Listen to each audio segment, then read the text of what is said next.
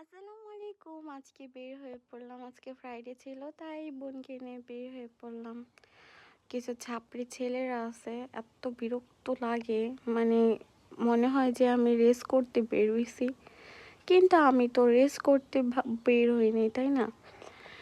যাই হোক, আমি আমার মতো চলেই যাচ্ছি। তো আসলে কিছু কিছু লোকজন মানে হাইওয়েতে এমনভাবে চলাফেরা করে, মনে হয় যে মানে এটা হচ্ছে ওই যে দেখছেন রং সাইড দিয়ে মানে করে, রং সাইড দিয়ে আসে। ওভারটেক করতে হইলে তো মানুষ হাতের ডান দিক দিয়ে আসে, তাই না?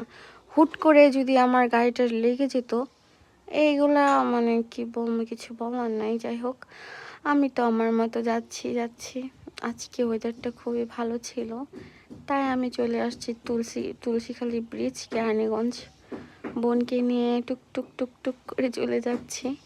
আমি আসলে সেফলি রাইড করা পছন্দ করি, মানে হুটহাট করে রাইড করে একটা বিপদ হয়ে যাবে, আমি আসলে এগুলা মানে চাই না, তাই না? তো আমার আস্তে ধীরে যাব, সেফলি রাইড করব, এটাই তো আর কি। হুটহাট করে মানে যে পাগলা, যেমন পাগলা কিছু ছেলে আছে না, যে মানে কিছু কিছু ছেলেরা আছে যে আমাকে ওভারটেক করছে, আমি তো সেটা মানতে পারবো না, মানে এরকম আসলে অনেকে আছে, মানে যে কাজ করে।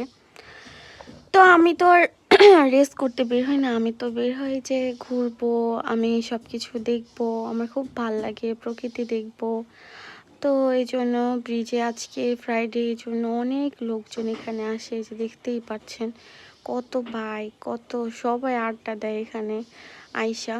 আর যাই হোক, অনেক দূর দূরান্ত থেকে আসে এখানে, মানে ভালো লাগে জায়গাটা, এই জন্যই জাস্ট আসা। তো আমিও আসলাম বোনকে নিয়ে, আজকে ফ্রাইডে ছিল এই জন্য। তা আজকে তেমন একটা মানুষ ছিল না, বাট এমনিতে অনেক লোকজন থাকে, একদম ব্রিজ পুরো ভরা থাকে, এরকম একটা অবস্থা।